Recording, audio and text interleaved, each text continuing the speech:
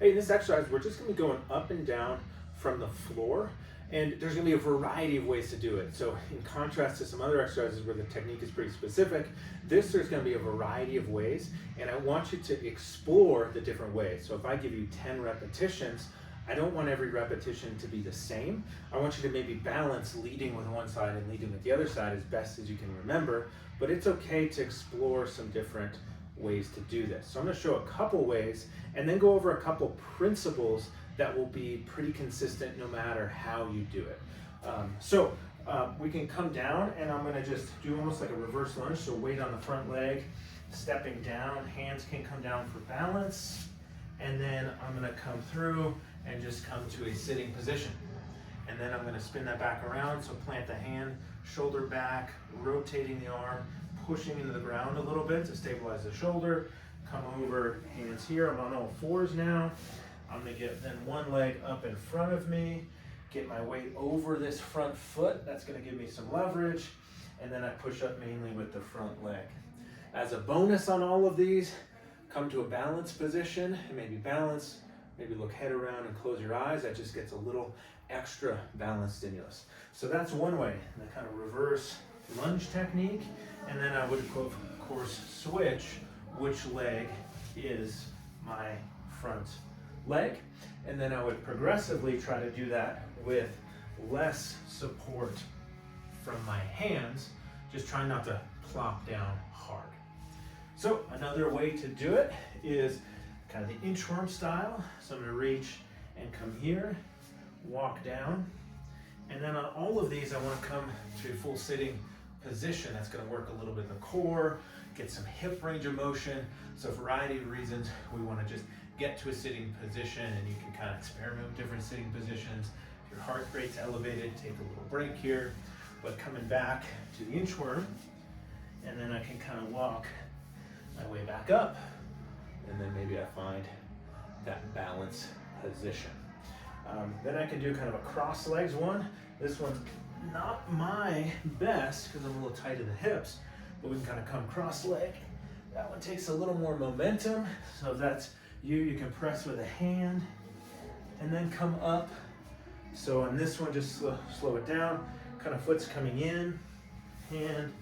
Now I'm in kind of a cross leg position, hand here, kind of coming up.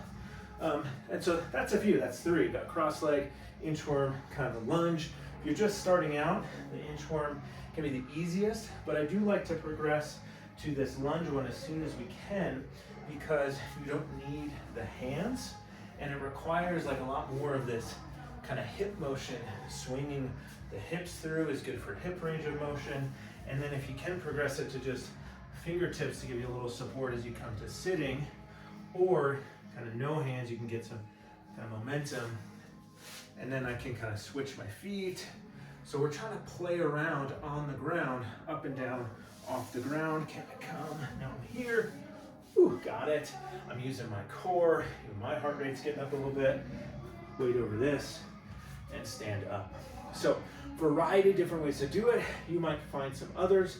There's no good or bad, but some principles that I want you to look out for. Number one is where the knees are. So often, if the knee is, if I'm straight on to the camera, if I'm trying to put force into the ground here, my knee's dropping in, that's gonna be less stable. So I'm gonna be more wobbly, it's gonna be harder to balance. I'm gonna have less force from my hips, and then sometimes it can cause some knee pain. And so I wanna have knee over center of the foot and not have that wobble inward as I come up.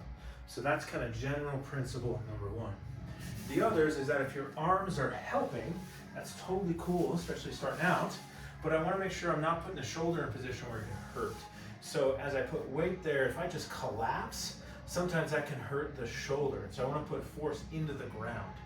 And then if I internally rotate, so rotate in, so that looks like my elbow now pointing that way, I can put my shoulder and wrist in a weird position too. So I want to get force into the ground and rotate externally, which means crease of the elbow here is going to turn towards the web space between my thumb and index finger. And then I push into the ground, and that's going to be a lot more stable and strong of a shoulder position. And then I can push up push up from there. So those kind of knees and shoulders are the biggest things that I look for. So those are a couple ways. One more, just think of now, is called curtsy position. So I'm gonna send a leg back and behind me. That can sometimes be maybe a little easier on the knees. So I'm gonna get this leg kind of at an angle, and I get a little turning, I get a little rotation. That's kind of fun. So there's no right or wrong way, but we want to work on getting comfortable on the floor, getting comfortable up from the floor. It works a lot of dynamic range of motion, some inherent core strength, some different arm, wrist, hand, shoulder positions. This is linked to longevity, to fall risk, to back pain, to range of motion in the hips. So a variety of reasons that just working through this for 10, 15 repetitions can be a great use of time.